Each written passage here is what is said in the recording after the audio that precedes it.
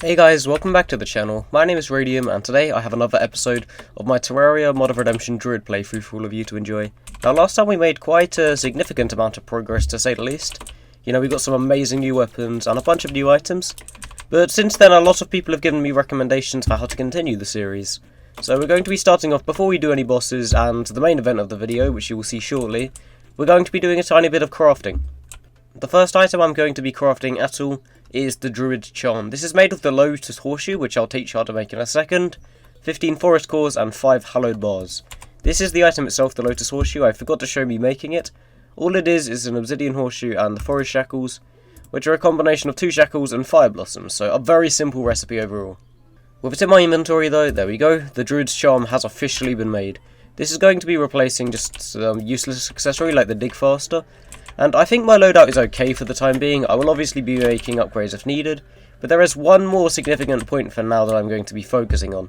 And this is the Sapphire Bars. This is something I kind of dismissed last time, but it's pretty much a Druid ore, if that makes sense, so I definitely shouldn't overlook it. Now, I believe at the Druidic Altar you can make an entire new set, which I'm going to be skipping over for this one, but I'm going to be making the Sapphire Stave. Apparently this thing is absolutely amazing with its set bonus, so I'm going to be keeping the Sunshard Great Stave, and I just believe it's going to be good. With that all said and done, however, it's time to begin actual progress, which is, surprising enough. We're going to be starting off by fighting the cultists. Well, the lunatic cultists, that is. And, I mean, this is going to be a relatively easy fight, I think. I couldn't really tell you for sure, because, again, it's a slightly weird one, but I don't see any issues why we should have problems with this fight. Again, the cultist is severely underpowered at this stage of the game. And especially with unlimited buffs from low AFK, we literally shred through the boss. And if we use this ability, oh my goodness, this is better than I thought it would be. Okay then. Well, I guess that sums up how this playthrough is going to be now. Thank you so much for recommending this, but I mean, that's slightly ridiculous if I do say so myself. Okay, there are 2 staves we can make instantly, or 2 druid weapons I should say. So first of all, there is the Creation Rose Seed Bag, which, this thing makes worse, but that's okay. Actually, that does help it. Okay, never mind. Let's make this as well. I don't know how good this is going to be, but it looks pretty cool. However, it is really slow, so there's that. And with this one, this stave uses 1 mana, and oh my goodness. Okay, well, that's pretty much a guaranteed upgrade of this. So, I mean, no offense to the Sunshard Great Stave, it's just not matching that overall in DPS. I don't want to see what this weapon looks like when it's combined with the Sapphire buff. Oh my god, and to make this even more overpowered, this weapon homes. That's ridiculous. Okay, well, this is going to be an absolute cakewalk. Okay, the pillar's shield is about to crumble, and then we can look at how good this thing is at single target DPS, which I think is very important, and wow, it's no slacker, I'll tell you that much. Oh my god. Again, I don't have a DPS meter on me right now, but that looks at least 5,000 DPS to me, which is on par with post-Moonlord gear that I remember. Okay, the pillar has officially opened up. There's still a bunch of enemies, but we should just be able to slaughter it, and there we go. I just realised literally the only weakness of this stave at all is that it doesn't have pierce, but because the projectile is home, it's absolutely fine. Okay, the Vortex pillar is now open, so we can just slaughter this one. This is one of the 2 easier pillars, obviously the other being Stardust, and Nebula and Solar being much harder. But, I mean, all we've got to do now is the Stardust pillar, so I really need to figure out if there's any other preparation I want to do before Moonlord. And honestly, I don't think I need to. I don't want to be arrogant, but I am very confident with the boss. So, yeah, I honestly think we're in a very good spot to fight the boss, just as we are now. Okay, the Stardust pillar is officially open now, so let's just decimate it with this. And then Moonlord is arriving, so impending doom is officially approaching. Okay, if I am correct, the boss is about to spawn, so here we go. Okay, so this does seem like it's going to be a fairly standard affair of the Moonlord. Just, dealing as much damage as possible, spamming all of the hands or both hands and the head simultaneously, as to try not to, increase the intensity of the fight too much instantly. And yeah, this seems to be doing really well actually, oh my goodness. So this staff is definitely better than any vanilla weapon, by the way, at this stage. Like the Phantasm, the Nebula Arcanums, the Solar Eruption, all of them, this seems to outclass them heavily, which is good to see. It may sound dumb that I think it's very good that this class is overpowered for Moonlord, but I think it's a great incentive in a mod that creates a new class to give that class as much power as possible at various stages of the game. Like, there have certainly been stages where this class has been lacking, but it's definitely an incentive to use this class more than just sticking to what regular or first-time players are comfortable with. Okay, on a serious note though, this is doing a lot of damage. Like, I've never taken down an expert mode Moonlord this quickly with legal items, if that makes sense. And yeah, this is just amazing. I mean, onto the core, I guess. Okay, I have found one weakness of this weapon. It has a very, very bizarre trajectory, and oh god, okay, I'm actually taking a lot of damage now. But what this means is if I'm far away from the boss, then it's very hard to land all of my shots with this thing. Because the homing works very differently to regular homing weapons, if that makes sense. If you're seeing, if I remove my minimap, a lot of the shots are kind of going around, rather than, like, connecting well. But, you know, it's a small price to pay, and our DPS is still amazing. So let's just buff up with our Druid thing one more time, and the fight is officially won. There we go. GG's, guys.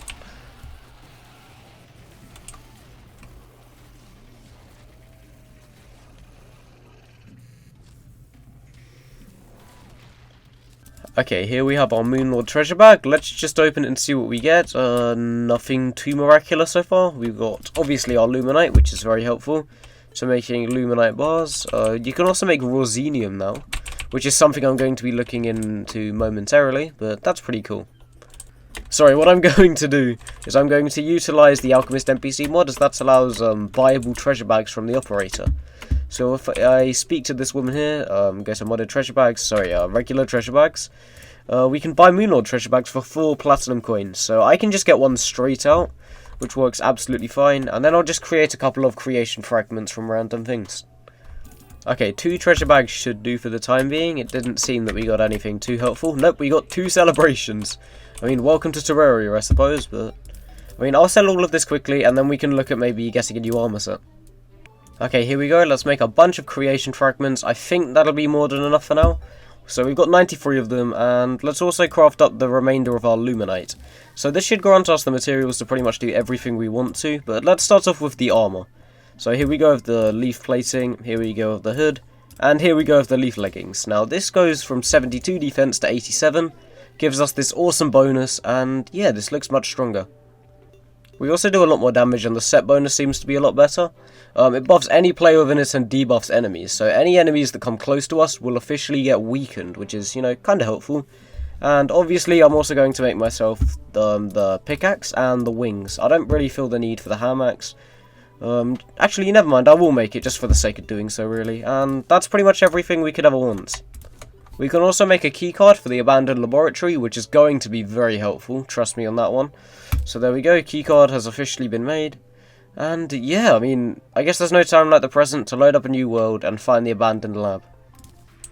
Okay guys, for some reason the lab is flooded and all of the water poisons me, which is a very good start to this.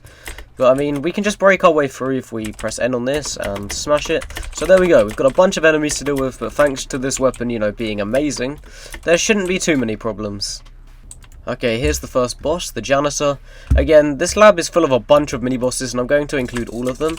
However, most of them should be relatively easy at this stage, just because of how good these weapons are. To be fair though, the janitor's relatively tanky. I mean, he had a phase where his defense was really high, but he just gets absolutely overwhelmed by the stave of life, and he's done. So we get Lab Access Panel Alpha. This is the first of many, and it unlocks these doors so we can open them. When they were, like, with the light barriers, you cannot open those doors. So that's how you make progress overall. Okay, there's a chest here which has a radioactive launcher in it. There's also an MK1 capacitator, and there are some anti-crystallizer serums. So, you know, some relatively cool loot, I guess. The scariest part about the entire lab is how strong every single enemy is. Literally every enemy here is an absolute tank, has thousands of health, and just destroys you, if I'm being completely honest, so it is kind of scary. However, there are a bunch of really cool chests scattered throughout the place, sorry. First of all, we have the DNA, which is like, obviously it's a DNA firing dagger, which is very cool. We also got some electronades, which are useless to us, and MK3 plating. In the next chest, we got nothing too exciting. So I'm guessing every chest like this is going to be more valuable, because you need the keycard to open it, which is obviously crafted from post-Moonlord items. Okay, I seem to have summoned the stage 3 infected scientist. Let's see if we can do this without dying. I forgot to clear out the xenomite, but I mean, the boss is dying so quickly anyways. And there we go. One would say this is slightly unfair, by the way, in terms of absolutely destroying everything, but I think it's perfectly fair and it suits the lore of the series. I'm doing way better. Ooh, I believe this is one of the things I need, a xenium refinery.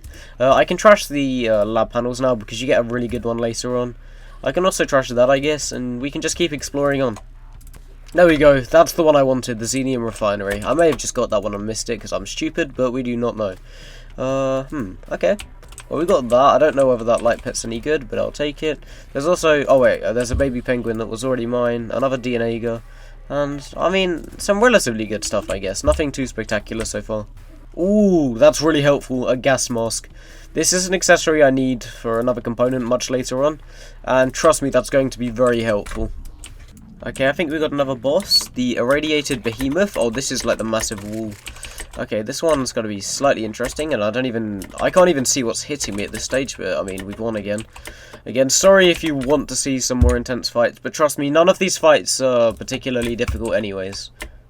Well, here we go, guys. This is uranium. This is something we needed a long while ago for one of the Kingslayer quests, and we've got an abundance of it now, which is really nice. Okay, guys, I seem to have found an underwater section. I don't really know how to get through it yet, but I guess we'll figure that out in time. There seems to be a bunch of different minerals down here, though, that may serve for some use. I'll figure it out now. Okay, after my continued struggles, I've decided I'm going to make an upgrade. I'm going to make the HEV suit, which combines raw xenium, anti-crystallizer serums, the gas mask, and the hazmat suit, which is dropped from random enemies in the abandoned lab. So there we go, we've got it, and this is going to give us immunity to most of that stuff. And we're going to be able to, you know, make progress. Just out of curiosity, this weird thing here, if you left click on it, this is where you get the hazmat suit, or they just randomly drop from enemies sometimes. So you can get all of these materials as early as that, but I was stupid and didn't see it, so I farmed for about 20 minutes for it. Oh yes, we're completely immune now, that makes me so happy. Additionally, we can breathe under the water, which is very nice, and I also made a cosmic car key, so we can, you know, oh wait, never mind, we can't even use it here, fun times. This is one of the hardest bits in the entire area, because these weird things do so much damage to you. Again, I don't even know what they are, but we don't need to worry about them much anymore, because as long as we can get through here and just chill, even if we take loads of damage, we will regenerate our health, and then we can get back to making progress. What I've learnt though is that the HEV suit is completely mandatory for exploring this place, and I got the basic hazmat suit last time, which is how I made progress, but the HEV suit makes everything so much better. Additionally, I do believe this is where our boss is, if I am correct, so let's just summon it now. So the door shuts, and there we go, the ballista face is here. However, I can't attack him? Okay, oh wait, you can attack him, but only on the surface. So the only time I can possibly do damage to the boss is when he jumps up. And oh my goodness, he does a lot of damage. That's kind of concerning, actually. This might honestly be a slightly more tricky fight than the previous ones. So I'm just going to keep dashing around, do as much damage as possible in these phases. And I'm going to switch to the Sapphire Staff to finish him off, because this thing pierces through blocks. And there we go, thank God. From Blisterface, we got a special keycard, we got the Sigma access panel, which allows us to access these two chests, which is going to be helpful. We got more Luminite, and yay, another hazmat suit, that's helpful. But it also allows us to go back up here and loot the special chest, which gives us the nano pickaxe. As well as that, you get so much raw xenium, and yeah, this thing allows you to mine the black sludge in this biome, and again, that's really helpful. Now that these blocks can be mined, however, it's time to progress to pretty much the hardest place in the entire game. So we're going to fight Protector Vault now, who's a very difficult boss. We need to fight right now, and yeah, this is going to be a fight to say the least. Again, I don't know whether we're going to be able to beat this one first try, as it's genuinely difficult, unlike a lot of fights in this game. But, you know, it's just going to require some concentration, and hopefully we can do it. Also, I'm very sad to admit it, but I can already see the stave of life dropping off very quickly. So, I mean, we are going to need some more upgrades quite soon, but just because it's not doing enough DPS for the bosses we're fighting at this stage. Like, this boss almost has 200,000 health, for God's sake, it's just not enough.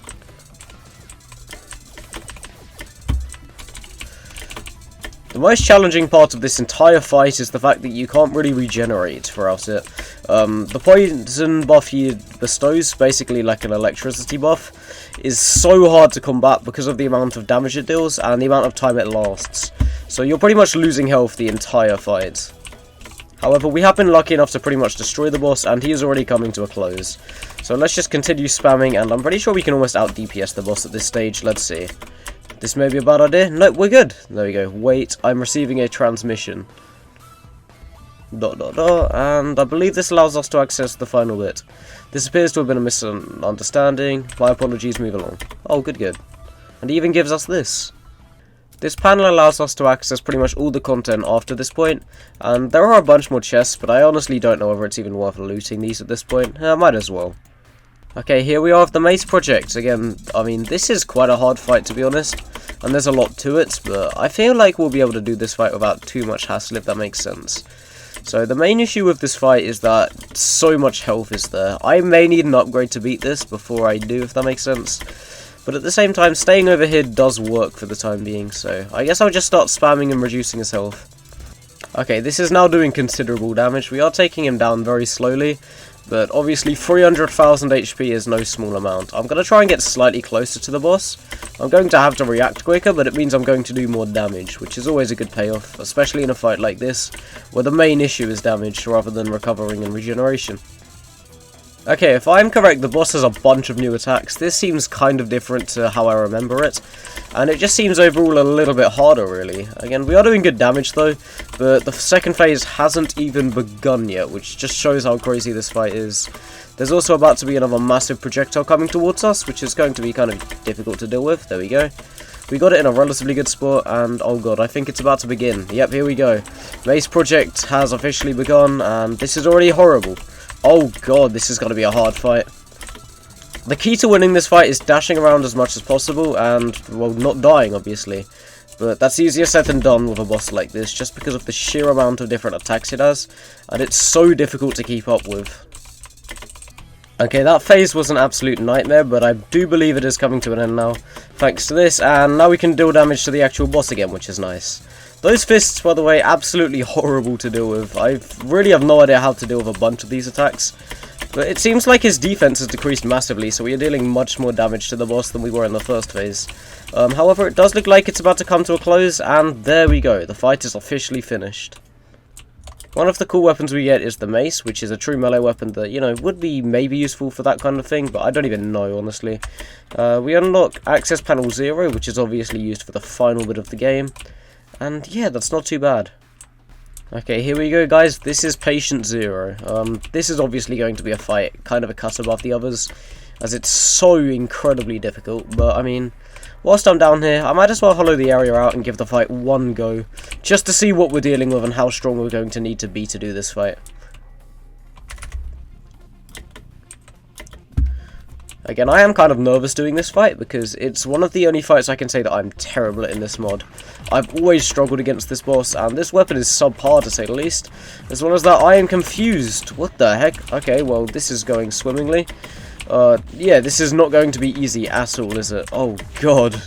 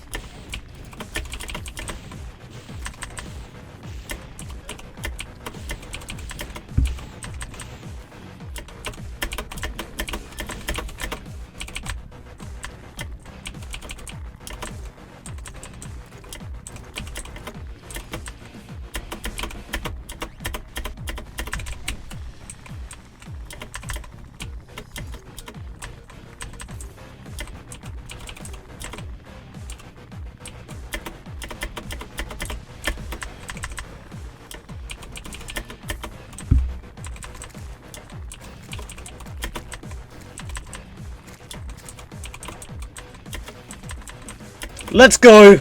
Okay, first try, patient 0. Oh my god, yes!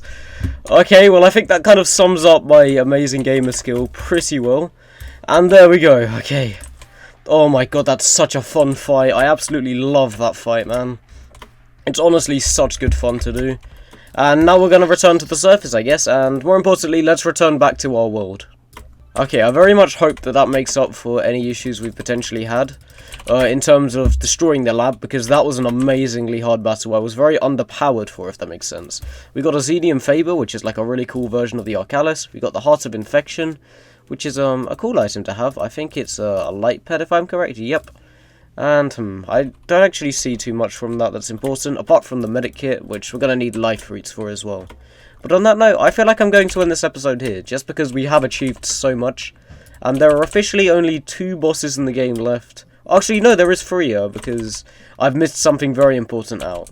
But yeah, thank you all so much for watching. If you did enjoy, then feel free to leave a like and subscribe if you haven't already. And as always, I will see all of you in the next one. Peace out, guys.